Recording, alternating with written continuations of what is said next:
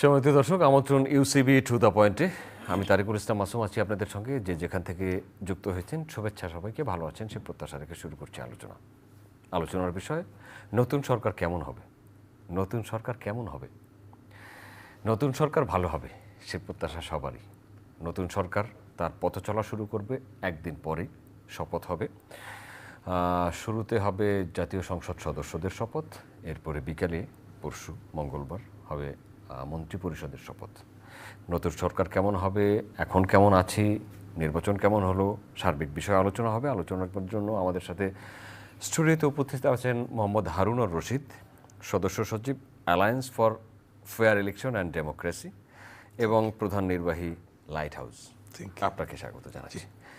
সম্মানিত দর্শক, আমাদের সাথে আরও একজন সম্মানিত অতিথি, সামরিক ব্যক্তিত্ব, অবসরপ্রাপ্ত কর্নেল কাজী শরীফ উদ্দিন।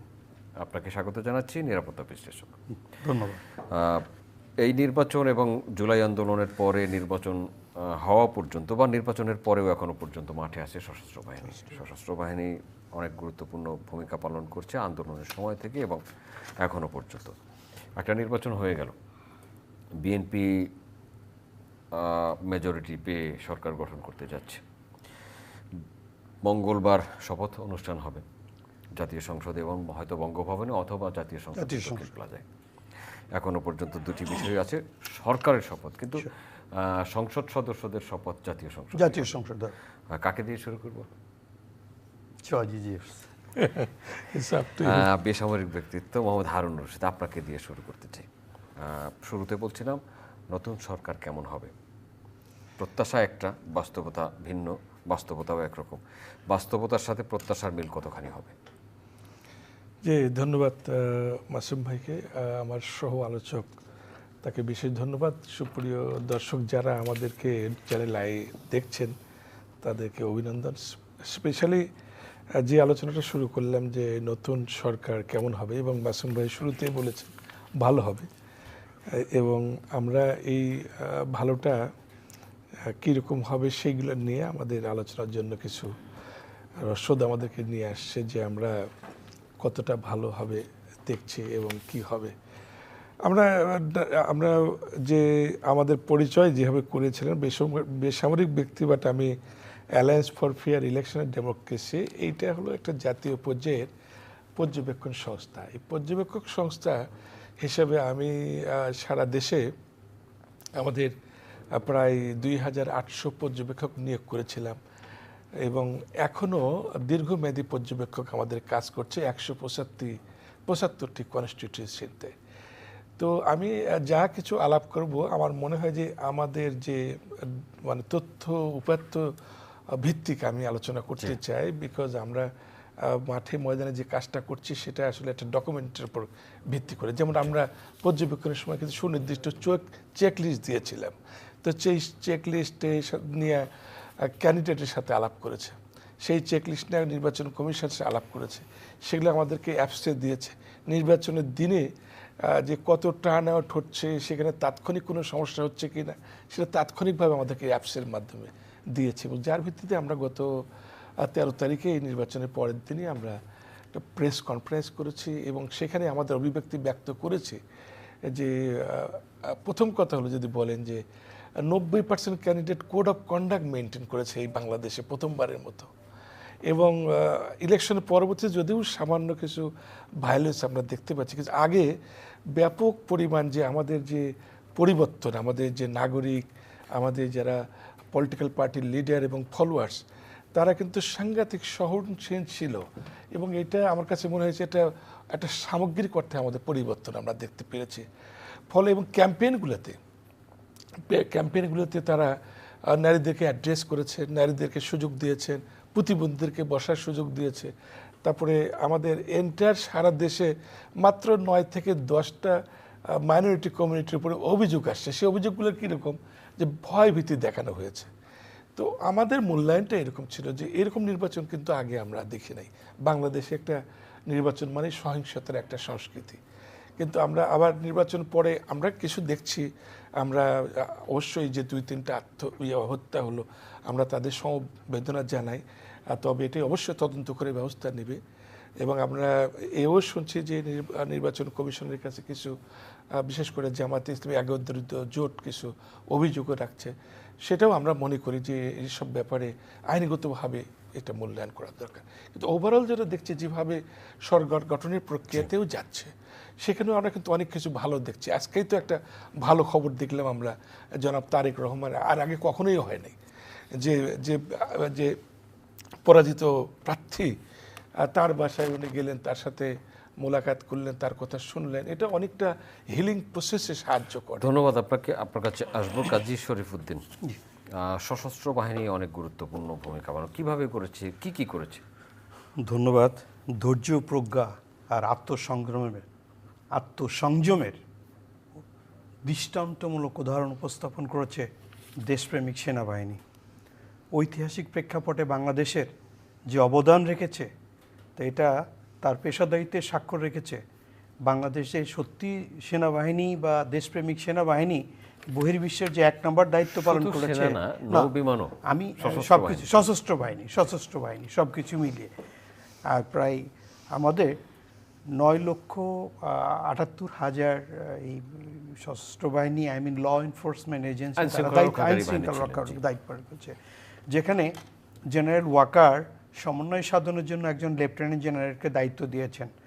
তা এখানে আমার বন্ধু যে 178টা সেন্টারে গিয়ে দেখেছে যে সঠিকভাবে দায়িত্ব পালন করছে, এবং নির্বাচনে যারা প্রতিদ্বন্দ্বী, যারা অংশগ্রহণ করেছে, তারা সঠিকভাবে আইন শৃঙ্খলা মেনে চলছে।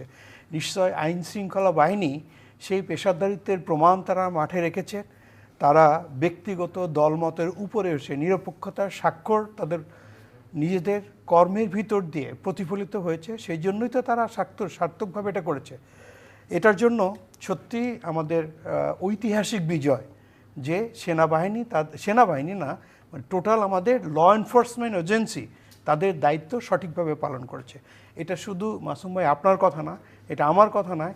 আজকে ইন্টারন্যাশনাল কয়েকটা পেপারে এসছে যে আমেরিকার ওয়াশিংটন ভিত্তিক আন্তর্জাতিক গবেষণা কেন্দ্র RII, ইন্টারন্যাশনাল রিপাবলিকান ইনস্টিটিউশন, সেটা বলেছে বাংলাদেশ সেনাবাহিনী এবং নির্বাচন কমিশনের ভূমিকা ছিল অত্যন্ত প্রশংসনীয়।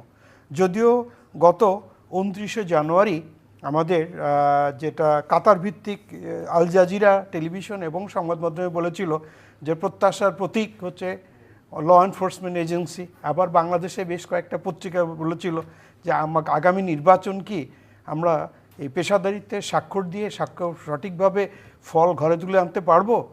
তারই উজ্জ্বল এবং বাস্তব দৃষ্টান্ত যে আজকে একজন পরাজিত প্রার্থীর বাসায় একজন বিজয়ী হয়েছেন, তিনি মিষ্টি নিয়ে যাচ্ছেন। প্রার্থী হিসেবে তারা দুইজনই বিজয়ী, কিন্তু দল হিসাবে একটা সরকারি দলে যাবে, বিরোধী দলে যাবে। এবং বারবার যেমন তারেক রহমান সাহেব বলেছেন, কোনো অবস্থাতেই প্রতিহিংসা নয়। আবার সংসদ সদস্যদের আমরা দেখতে পাচ্ছি কোনো গ্রামে এক গ্রাম থেকে 3 জন সংসদ সদস্য নির্বাচিত হয়েছেন। আবার কোথাও দেখতে পাচ্ছি মাত্র 385 ভোটের ব্যবধানে একজন থেকে আরেকজন নির্বাচিত হয়েছেন। আবার কোথাও দেখেছি 1.5 লক্ষের উপরে ভোটের ব্যবধানে একজন থেকে আরেকজন নির্বাচিত হয়েছেন। যিনি 1.5 লক্ষ ভোটের ব্যবধানে নির্বাচিত হয়েছেন সেখানেও সেনাবাহিনী ছিল নিরপেক্ষ। যেখানে মাত্র 385 ভোটের ব্যবধানে প্রতিদ্বন্দ্বীতে হারিয়ে দায়িত্ব পালন করেছে, সেখানেও সেনাবাহিনী ছিল নিরপেক্ষ।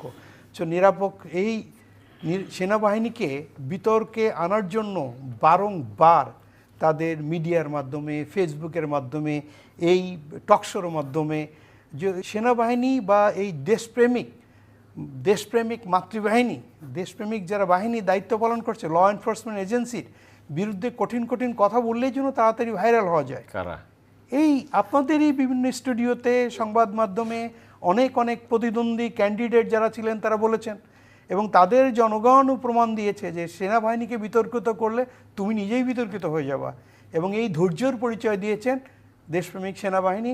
তারা তাদের পেশাদারিত্বের স্বাক্ষর রেখে বি ফার্ম বাট পোলাইট, কারোর সঙ্গে কোথাও কোনো কম্প্রোমাইজ করেন নাই, কিন্তু তাদের মানবিক দায়িত্বগুলো সঠিকভাবে তারা পালন করেছে। ধন্যবাদ। আসবো আপনার কাছে হারুনুর রশিদ। নতুন সরকারের কাছে প্রত্যাশা কি? জানেন কারা মন্ত্রিসভায় আসছে? এক্সকিউজ মি, আসলে তো এটা এখন একটা এজাম্পশন ভিত্তিক, এক একজন এক একটা স্পেকুলেশন করছে। তবে আমার প্রত্যাশাটা এরকম যে ঠিক ট্রেডিশনাল মন্ত্রী পরিষদ হবে এটা বিশ্বাস করি না। এখন সব কিছু একটা পরিবর্তনের মধ্যে যাচ্ছে। নতুন নেতৃত্ব, আমাদের তারেক রহমান সাহেবের কাছে প্রত্যাশা যে উনি ইয়াং নেতৃত্ব, নারী নেতৃত্ব এবং বিভিন্ন যারা মাইনরিটি কিংবা অনেক সেগমেন্ট আছে সোসাইটির, তারা যাতে জাতীয় সংসদের নেতৃত্ব আসতে পারে, কথা বলতে পারে, এরকম যদি সুযোগ আমার বিশ্বাস উনি তৈরি করেন। কারণ আমি দেখেছি যে তার মায়ের মৃত্যুবার্ষিকীতে ইভেন একটা প্রতিবন্ধী ব্যক্তিকে কথা বলার সুযোগ দিয়েছিলেন। আমি মনে করেছি যে উনি ভুলে যান নাই যে এই সোসাইটির 10% প্রতিবন্ধী মানুষই বাংলাদেশে আছে। তো আমি শুধু একটা এক্সাম্পলই দিলাম, কিন্তু আমার মনে হয় আমি খুবই আশাবাদী বর্তমান যিনি প্রধানমন্ত্রী হতে যাচ্ছেন তার পরিষদে এরকম বৈচিত্র্য থাকবে এবং ইয়াং নেতৃত্ব থাকবে এবং ট্র্যাডিশনাল আগে যে অনেক অভিজ্ঞ লোকগুলো সবগুলোকে আমরাই শুধু নিয়ে আসবো, আর উইনার টেক্স অল ওই পদ্ধতিটা আমাদের কাছে অনেক বাতিল হয়ে গেছে, যে আমি জিতে গেছি সবগুলো আমারই হবে, আমি সবগুলো নিব। এগুলোতে অনেক পরিবর্তন আমি খুবই আশা করছি যে হবে এবং আমি খুবই আশাবাদী ভাবলাম যে এইসব বিষয়ে আমি একটা জিনিস আপনাকে বলতে পারি যে অনেক লোকজন উনি যখন প্রথম আপনার বনানী যে বিএনপি পার্টি অফিস আপনার যেটা ওই নাইটিঙ্গেলের কাছে ওইখানে গেছিলেন ছেলে পেলে, তো তখন তারা বলছে যে উনি বের হয়ে শুধু একটা কথা বললেন যে অনেক ধন্যবাদ, শুকরিয়া, আপনারা রাস্তাটা ছেড়ে দেন, আর যাওয়ার সময় যে কাগজগুলো ফেলে দিয়েছেন আপনারা ওই কাগজগুলো করে নিয়ে যান। এর আগে কোনো লিডারশিপ এরকম করে বলে নাই কাগজগুলো তোমরা উঠে নিয়ে যাও।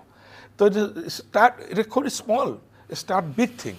আমার মনে হয় যে যেহেতু উনি এই কাগজটাকে মূল্যায়ন করেছেন রাস্তায় পড়ে থাকা, এই জন্য পার্লামেন্ট এইরকম যে সংসদ এটা গঠন হবে মন্ত্রী পরিষদ, আমি খুবই কনফার্ম এর মধ্যে বৈচিত্র্য আসবে, এর মধ্যে লিডারশিপ আসবে এবং আমাদের আসলে সকলের কথা বলে একটা স্পেস ওখানে তৈরি হবে সংসদে, যাতে সকলে কথা বলতে পারে এবং এইসব জনগোষ্ঠীকে এগিয়ে নেওয়ার জন্য ওনার যে কতগুলো কমিটমেন্ট, আপনি দেখেন যে 2,500 টাকার একটা কার্ড, ফ্যামিলি কার্ড, অনেক টাকা না, কিন্তু এইটা একটা সঠিক ম্যানেজমেন্টের জন্য কিন্তু ভালো লিডারশিপ দরকার। আমার মনে হয় সরকারের জন্য চ্যালেঞ্জ কি মনে করছেন? আমার যেটা মনে হয় যে একটা হলো যে ফাইন্যান্সিয়াল যে ভঙ্গুর অর্থনীতি, আমরা অনেক ভালো কাজ করতে চাইতে পারি, বাট আমার রিসোর্সটা লাগবে। তবে আমরা একই সাথে মনে করতে পারি যে আমাদের বড় শক্তির জায়গা যদি আমি ক্রেডিবিলিটি দেখাইতে পারি, আমরা সততা দেখাইতে পারি, তাহলে কিন্তু আমার যে টাকার সোর্স, আমার যে ডায়াসপোরা, আমার বন্ধুরা যারা বিদেশে আছে, ভাই বোন আত্মীয় স্বজন, তারা যে টাকা দেয়, আপনার মনে করেন যে প্রতি মাসে $250 কোটি যদি দেয় আমাকে, আমার কারো দিকে তাকাইতে হবে না, ওই টাকা এখানে আসে, ওই টাকা দিয়ে প্ল্যানও করতে পারি। কিন্তু এই যে একটা বড় শক্তি, কিন্তু আপনাকে দেখাইতে হবে যে আপনি টাকাটা নিয়ে ওই আমাকে একটা আফ্রিকান এক ভদ্রলোক বলছিল, এমন একটা দেশ দরিদ্র মানুষরা কষ্ট করে টাকা পাঠায় সে দেশে, আর বড় লোকগুলা সেই দেশের টাকাগুলা পাচার করে আরেক দেশে পাঠাই দেয়। তো এইটা একটা বড় এক্সাম্পল ছিল আগে।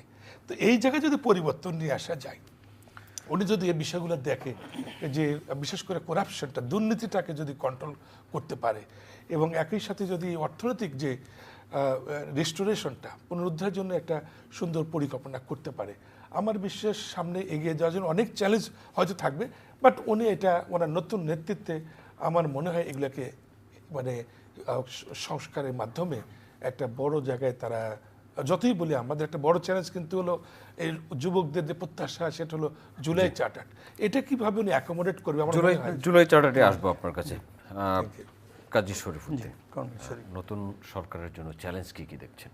নতুন সরকার, দীর্ঘদিন আমরা আস্থাহীনতার ভিতর ছিলাম, তো প্রথমত আস্থা ফিরিয়ে আনা হচ্ছে তার সবচেয়ে বড় চ্যালেঞ্জ। দ্বিতীয়ত ইন্টারিম গভর্নমেন্ট এই সংক্ষিপ্ত সময়ে বেশ কিছু চুক্তি করেছে। একটা রাষ্ট্রের সঙ্গে আর একটা রাষ্ট্রের যখন চুক্তি করা হয়, এই চুক্তি কিন্তু সহজে বাতিল করা যায় না, বা পরিমার্জন, সংশোধন, বিয়োজন বা সংশোধন করা খুব টাফ। যেমন একটা অঞ্চলকে ইকোনমিক জোন হিসেবে ডিক্লেয়ার করা হয়েছে, সেটাকে ফিজিবিলিটি স্টাডি না করেই ডিক্লেয়ার করা হয়েছে। যেমন এই সংক্ষিপ্ত সময়ে যে রাজনৈতিক যে উচ্ছৃঙ্খলতা এইটাকে ফিরিয়ে এনে যে নতুন গণতন্ত্রের বাতাস আমাদের দেশে যখন প্রবাহিত হচ্ছে, আই এম কনফিডেন্ট যে তারেক রহমান সাহেব উনি অনেক এক্সপেরিয়েন্স, ওনার বাবা প্রেসিডেন্ট ছিল আমরা সবাই জানি, উনি নিজে চোখে ওনার বাবার মৃত্যু দেখেছেন, ওনার মা প্রেসিডেন্ট ছিলেন, প্রধানমন্ত্রী ছিলেন, আর সেটার ভালো খারাপ সব কিছু দেখেছেন। উনিও দীর্ঘদিন 17টা বছর দেশের বাইরে ছিলেন, এর পজিটিভ নেগেটিভ সব কিছু দেখেছেন। অনেক এক্সপেরিয়েন্স, প্রাক্তন ভুলের পুনরাবৃত্তি যদি আমাদের না করি, এবং এক্সপেরিয়েন্স টু হুম ইট মে কনসার্ন, একজন ডক্টর জানে কেমন করে মেডিকেল ট্রিটমেন্ট করতে হয়, একজন মাস্টার জানে কেমন করে স্কুলের উন্নতি করতে হয়, একজন কৃষক জানে কেমন করে কৃষির মাঠে ফসল ফলাতে হয়। তা ওনার এই যতগুলো পার্লামেন্ট মেম্বার এসছেন, এখানে ডক্টরও আছে, কৃষিবিদও আছে, আবার ওই কৃষকও আছে। To whom its may concern, যে সেক্টরে যিনি অভিজ্ঞ তাকে দিয়ে যদি উনি ওই মন্ত্রণালয় সাজিয়ে নেন, তাহলে হয়তো পিছিয়ে ফিরে তাকাতে হবে না। বাট ওই সেট করার আগ পর্যন্ত তার প্রতিটা স্টেপ খুব চ্যালেঞ্জিং। আবার absolute power makes a man corrupted, যেহেতু সঠিক। যেমন করে আমি কয়েকদিন আগেও বারবার বলেছি যে ব্রিটিশ পররাষ্ট্রমন্ত্রী উনি একটা বই লিখেছেন 100 বছরের আমেরিকা এবং ব্রিটেনের রাজনৈতিক ভবিষ্যৎ ক্যালকুলেশন রিসার্চ করে। সেখানে আমেরিকার টোটাল 18 জন প্রেসিডেন্ট এবং ব্রিটেনের 26 জন প্রধানমন্ত্রীর উপর। বইটার নাম হচ্ছে হিউব্রিস সিনড্রোম। এখানে অনেকগুলো পয়েন্ট আছে, শুধু লাস্টে একটা বলছে টু অ্যাভয়েড দিস জেন্টলম্যান, সমগ্র ক্ষেত্রে যিনি হ্যাঁ শব্দ উচ্চারণ করেন, প্রতিটা ওয়ার্ডে যিনি হ্যাঁ উচ্চারণ করেন, please try to avoid that gentleman. তো এইটা কিন্তু রাজনীতির জন্য সবচেয়ে বড় ডেঞ্জারাস পয়েন্ট এবং সবচেয়ে ইম্পর্ট্যান্ট পয়েন্ট। এখন আসি আমাদের দেশের কথা। আমাদের দেশের কথা যেহেতু বলি, আমাদের দেশে একটা কালচার আছে। এই যে আমার বন্ধু যেটা বললেন যে বিদেশ থেকে টাকা নিয়ে আসছে কৃষকেরা পরিশ্রম করে, আর দেশ থেকে বাইরে নিয়ে যাচ্ছে যারা বড়লোক। এখন আমাদের দেশ সবার আগে দেশ, যেমন করে আমরা বলছি, দেশপ্রেমটাকে যদি সবচেয়ে ইম্পর্টেন্স দিয়ে যারা যে সেক্টরের দায়িত্বপ্রাপ্ত আছে সবার যদি ইম্পর্টেন্স দিয়ে এগিয়ে যায়। নাম্বার 2, ক্রিটিসিজমকে অ্যাকসেপ্ট করতে হবে। যদি শক্তিশালী বিরোধী দল না থাকে, পার্লামেন্টে সবাই যদি হ্যাঁ হুজুর বলে, তাহলে কিন্তু আমরা আবার একটা ভুলের পথে এগিয়ে যাব। এই ব্যাপারটা আমাদের কনসিডার আনতে হবে, এই সুযোগটা আমাদের দিতে হবে যারা বিরোধী দলীয় থাকবেন। এবং মিডিয়া যেমন সৈনিক, প্রত্যেকটা জায়গায় প্রত্যেকটা মোবাইলে এখন মিডিয়ার সৈনিক হিসেবে দায়িত্ব পালন করে। আপনি আমি যেমন কথা বলছি সমগ্র বিশ্বে ছড়িয়ে যাচ্ছে, ঠিক এমনি করে প্রত্যেকটা জায়গার প্রত্যেকটা ওয়ার্ড পজিটিভ এবং নেগেটিভ ফেসবুকের মাধ্যমে চলে আসতেছে। তাই এখন ইন্টেলিজেন্স, যে আমাদের আর্টিফিশিয়াল ইন্টেলিজেন্সের যুগ হয়েছে, এটার পজিটিভ ব্যবহার করে বিশ্বকে অনেক এগিয়ে নিয়ে যাওয়া যায়। বিশেষ করে এডুকেশন সেক্টর এবং মেডিকেল সেক্টরকে দক্ষ লোক এই বিষয়ে যিনি, তাকেই এই সেক্টরের দায়িত্ব দিতে হবে। তো আমার প্রত্যাশা, আমি এদেশের একজন সাধারণ নাগরিক হিসাবে এবং বাংলাদেশ মিলিটারি একজন সদস্য হিসাবে, যে আইনের প্রতি যদি আমাদের সকলের শ্রদ্ধা আসে, এই শ্রদ্ধার আইনটা যদি সঠিকভাবে প্রয়োগ করে যারা ক্ষমতায় থাকবেন, তাহলে দেশ সামনে এগিয়ে যাবে। আপনাকে ধন্যবাদ হারুনুর রশিদ। জুলাই সনদ নিয়ে কথা বলার কথা ছিল। জুলাই সনদ বাস্তবায়ন, হ্যাঁ ভোটের বিজয় এবং এই নির্বাচনে 6 মাস গণপরিষদের দায়িত্ব পালন সংসদ সদস্যদের, গণপরিষদের সদস্য হিসেবে, এজন্য কি পৃথক শপথ তাদেরকে নিতে হবে? আর আরেকটা বিষয় হলো যে উচ্চকক্ষ আসার কথা, উচ্চকক্ষে পিআর পদ্ধতিতে সংখ্যা নির্ধারিত হবে। বিএনপি ইতিমধ্যে আজকের রেজাল্টে আমরা দেখেছি প্রায় 50% ভোট পেয়েছে, জামায়াত ইসলামী প্রায় 32% মতো ভোট পেয়েছে। এই ভোটের ভিত্তিতেই তো তারা আবার উচ্চকক্ষের সংসদ সদস্য পাবেন। সংবিধান সংশোধনের ক্ষেত্রে উচ্চকক্ষ এবং নিম্নকক্ষ দুই কক্ষেই মেজরিটি লাগবে। এই বিষয়গুলো যদি একটু খোলাসা করতেন। জি, অনেক ধন্যবাদ মাসুক ভাই। এটা তো আসলে একটা দীর্ঘ আলোচনার মাধ্যমে জুলাই চার্টারটা তৈরি হলো, এবং জুলাই চার্টারের আপনার হিস্ট্রিটা জানেন যে আসলে অনেকে তখন থেকেই বিশেষ করে বিএনপি নোট অফ ডিসেন্টটা দিচ্ছিল অনেকগুলো পয়েন্টে, পরে কিন্তু তারা আবার অ্যাকোমোডেট করেছে, মানে তারা বারবার আলোচনা করে যেটা আমার মনে হয়েছে যেটা একটা মোটামুটি একটা ভালো শেপে আসছে যে নির্বাচন পরবর্তী যে সরকার সেটা তারা চার্টারটা বাস্তবায়ন করবে, এবং এইটা বাস্তবায়নের জন্য একটা ম্যান্ডেট হয়ে গেল যখন আপনার গণভোটে আপনার রায়টা পেলাম আমরা যে রেফারেন্ডামে আমরা হ্যাঁ ভোটে এটা আমরা দিয়েছি। এখন সেক্ষেত্রে বিএনপির জন্য এটা সরকার যেটা 12 দলীয় সরকারি বিএনপি দলীয় জোট যারা সরকার থাকবে তাদের অব্লিগেটরি হবে।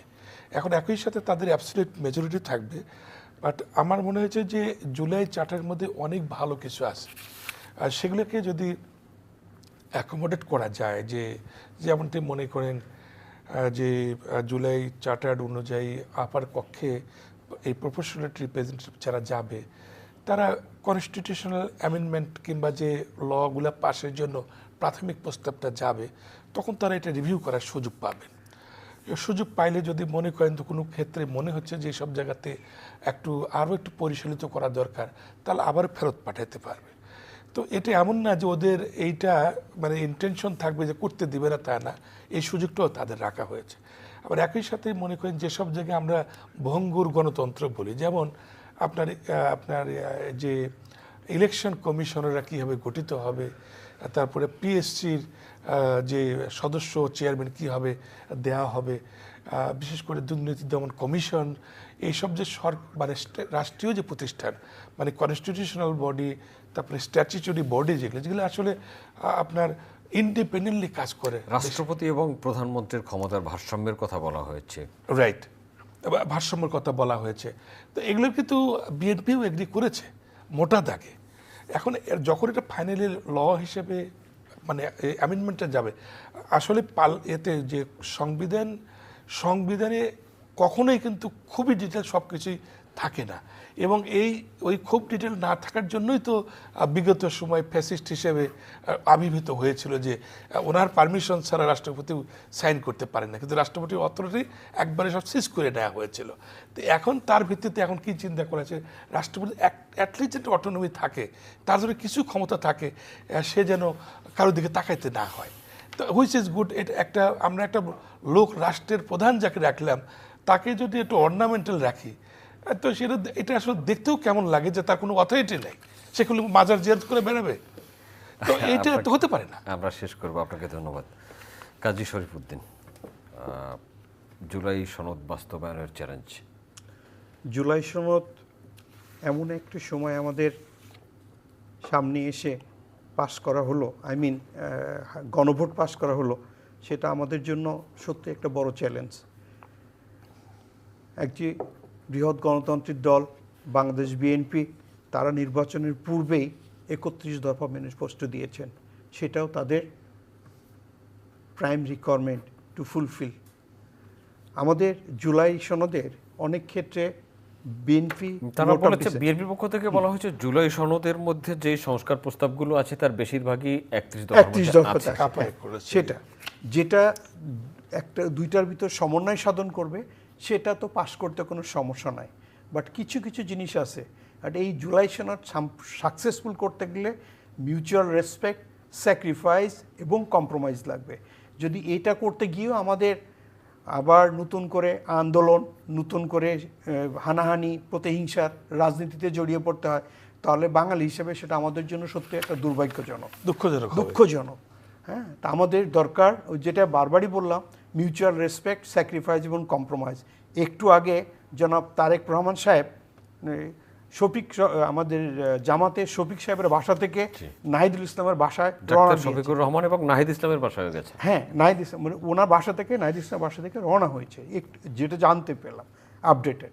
তা এটা গণতন্ত্রের জন্য একটা সুবাতাস, যেটা আমরা বললাম যে মিউচুয়াল রেসপেক্ট, স্যাক্রিফাইস এবং কম্প্রোমাইজ।